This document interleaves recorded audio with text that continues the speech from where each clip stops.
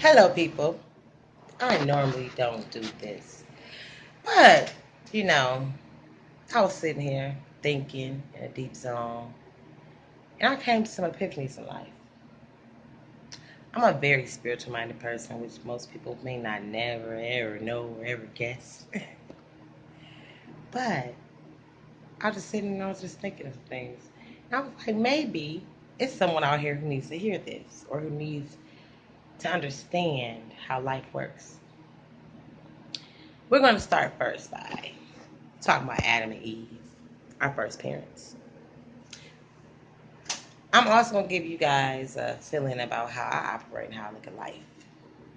Well, for one, I'm not a judgmental person because, for one, we are all imperfect humans. How can one judge one another when we're all born into sin?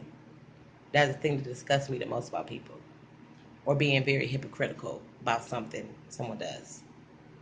So, for the most part, I'm the type of person, I'm comfortable with who I am. I love who I am. Imperfect or not, flaws and all, I can admit to my wrongdoings. And it's like I have a conscience that tells me when I'm doing something wrong, regardless of me knowing I'm doing something wrong, because we all reach an age where we know right from wrong. That's just a given.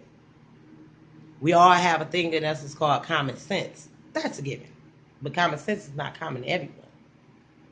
And I think it's also brought about how you were raised, your upbringing, your moral standards, your background. So, I'm thankful that life put me where it put me, and all my experiences and everything I've been through made me the person I am. Back in the day, I'm not judgmental to no one for those reasons. On top of the fact, I am a Libra. My sign is balance, peace, justice, and fairness. I'm fair minded. I care about everyone. I have a kind heart. But I was just having a conversation with someone about them being judgmental about their relationship. So it's like they have a bunch of relationship problems based on he say, she say, he did, I did. And it's like, how can you measure one's feelings or emotions? You can't. Because, somebody might not feel the same way or be as sensitive as something that you are sensitive to. That doesn't mean they don't care. That just means they have a different type of way they feel and process things. But it brought me to a discussion where I just sit and think like life is crazy. And we got to talking about Bible principles and things like that. And it's like at the end of the day, God really did give us the roadmap to success.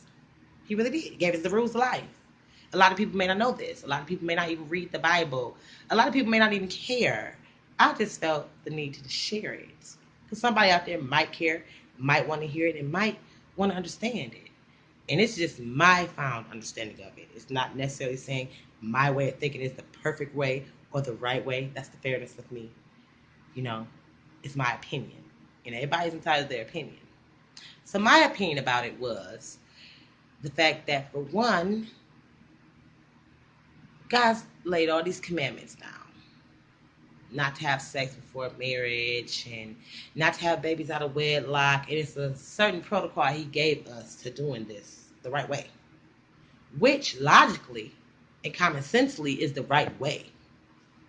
Because if we think about it, if we don't have sex before marriage and stay a virgin and go to school, get a career, go to college, then we decide to date someone and we're still virgins, and he's a virgin and she's a virgin, then we get engaged, we move into a house together, see if we're compatible with living with each other, and we still have not had sex because we're not married. And then we finally get married. We have our careers now. We have both graduated from college.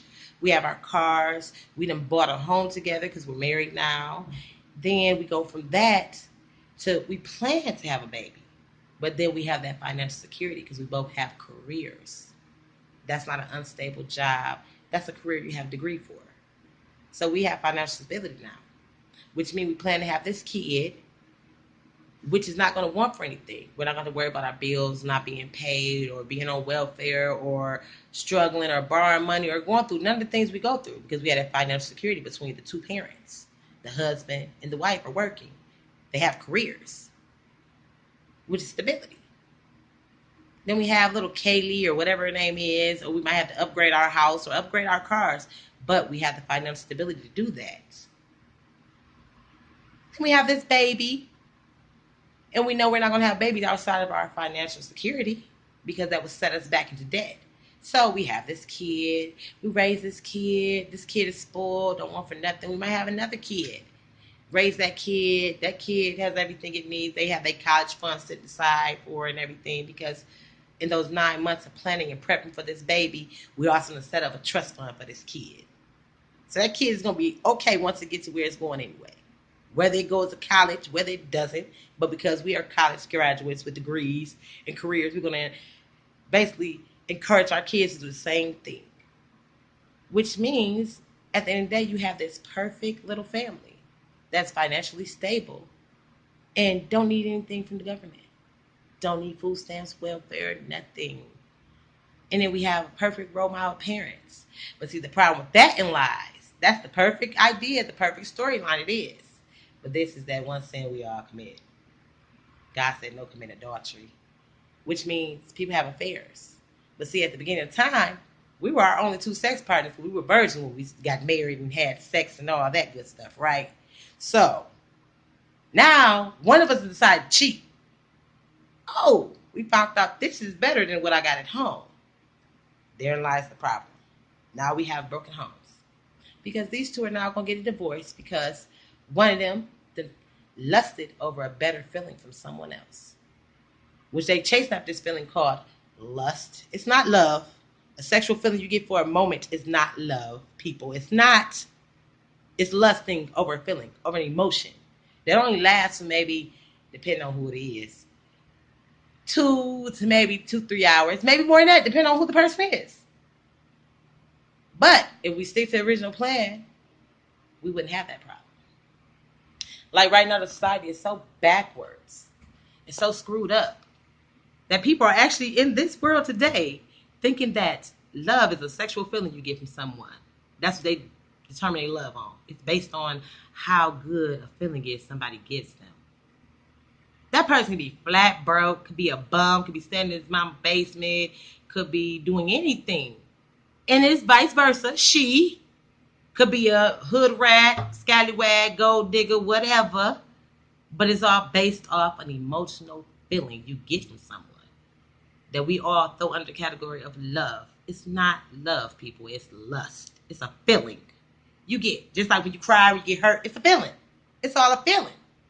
You got good feelings, you got bad feelings, but it's all a feeling. It's an emotional feeling. And the problem is, it's just like a drug. Sex is really a drug. It is. I can say it personally.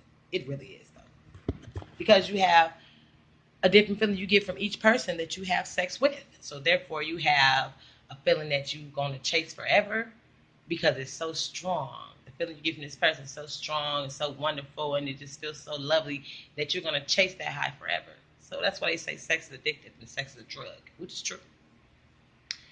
But then you have these women who are,